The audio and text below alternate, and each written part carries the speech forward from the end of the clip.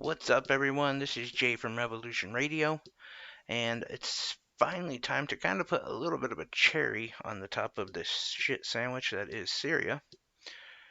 And I just want to start by saying that when Donald Trump announced that he was going to be removing troops from Syria, I was against it. It's documented here. But my friends on the left and right both came after me. They said, but you're progressive. You're supposed to be against imperialism and colonialism and all that, and, regime change war and endless wars. I thought that was something that you're just massively against. And I am. I am. But I didn't have any experience in Syria. I've never been there. I've never done anything there. I've never traveled to an adjacent country. Even close. I have not been there. But I have some friends in the military, and they have. Some of them are there. Um, Luckily, I met some of these people doing radio, so I was blessed enough to have those experiences. And when this all started, I actually heard pretty early on because a few of them were messaging me, disgusted by what the president was doing. Um, it sounded very anger, but angry, but also very hurt, very let down.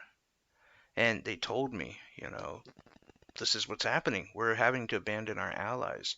These guys, these people that we worked with for years, they've helped us defeat ISIS. They did a lot of the heavy lifting.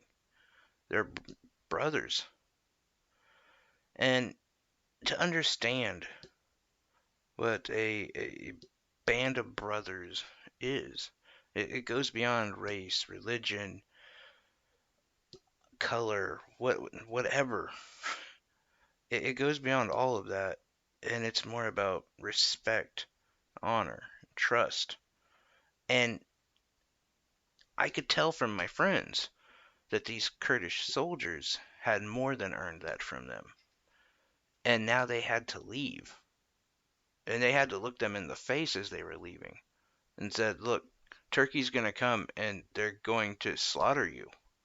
There will be atrocities committed against your people. And we got to bounce. I can't imagine much more difficult situation than that. Than telling people who've helped you, who've worked with you for years, saying, hey, now that you're about to be massacred, we're out. See you later, bud. I really can't. I think that, and I've had many of the soldiers I talked to were very broken up by it. And just from that alone is when I made my decision. I was highly against what Trump was doing. And another part of me knew it's Trump and he doesn't stick to one plan. Well, lo and behold, before our troops even leave Syria, he sends more troops to Saudi Arabia. 1,500. I think it's up to 1,800 now, but at the time it was 1,500. Now, why? Well, because Saudi Arabia said they were going to pay him money, essentially, and because they needed us to protect their borders. Even though they buy a crap ton of guns from us and should be able to defend their own borders, but they can't, so they need our help. It's the whole human shield kind of thing. And they believe their people are better than our people, and apparently so does our government. It's fine. Oil, gun sales. We'll lose some kids from Chicago. That's all right. It's fine. Don't worry about it. That really is the argument. Hey, you're another army. You can send your people to the border, but no, use our guys. It's fine. We get more. We'll get more. So that right there told me this whole argument of, well, we're getting out of the Middle East and these endless wars are going to stop. That went right out the window. Didn't even take a week. Didn't even take like 3 or 4 days. In fact, I remember right, it was a Monday that he announced we were leaving Syria, and by Wednesday, he had talked about moving troops into Saudi Arabia. Well, yesterday, Trump announced that we were going to be sending soldiers back to Syria. Why? To protect the oil fields. Well, why would we do that? Money, oil, everything that we love. And we're going to be in the northeastern part of Syria. And Donald Trump said in a tweet to the Kurdish people that they should move. They should go to the western Arabic area of Syria. And you understand at this point where our military decisions lie.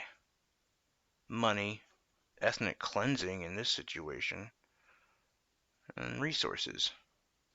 I don't care about any of the people. We've used all of them, including our troops, including the Kurds. And I think that, yes, I'm validated.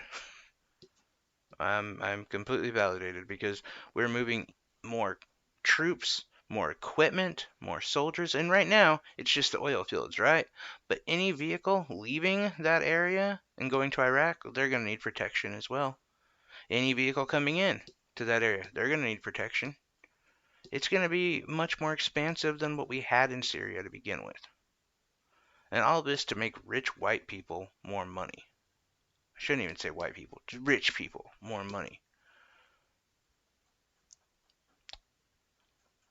Blood for oil. It's the same thing we've seen for years. But I think it's more than that. I think our military has been turned into a mercenary group. Eric Prince had this idea. He ran with it with Blackwater. He is the founder of Blackwater. He's forced to leave Iraq because Blackwater mercenaries opened fire on unarmed civilians. Eric Prince brought this idea to privatize the military to the Pentagon about a year ago. It didn't fly, but the more and more we're seeing, our military is being privatized. These are all the reasons that I'm against what's happening. And I was right. I wish I wasn't. I really wish I would have been off on this one.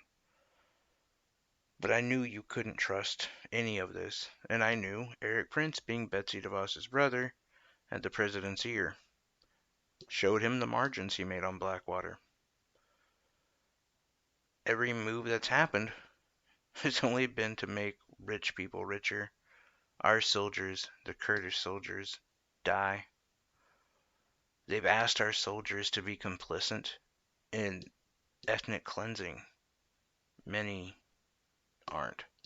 And it's not going to fly either. But it was a stupid tweet. And with Trump, you can't tell.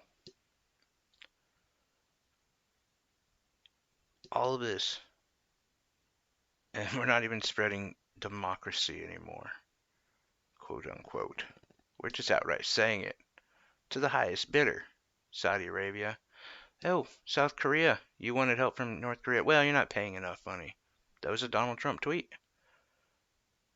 They pledged more money. We're back. We never officially left, but you understand he was threatening.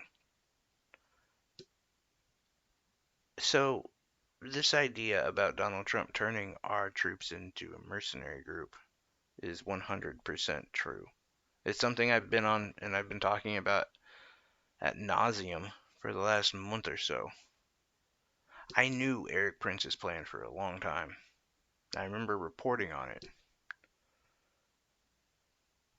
I just didn't really think he'd be able to do it, I guess. I don't know why I'm surprised. I really don't. Sometimes your own false hope will get to you. Anyway, that's what we got today. We are going back into Syria to make rich people rich and for our troops to become paid mercenaries, essentially. Anyway, I'm curious what you guys think about it, how you feel about this whole Syria situation. On Facebook, I'm Jay Dillon. On Twitter, JC Show VIP. Please like and subscribe to the YouTube page. Appreciate it very much. On Spotify, Anchor, iTunes, and Google Play, it is Revolution Radio. Search that, you should find us. Anyway, thanks a lot, guys. Have a great evening.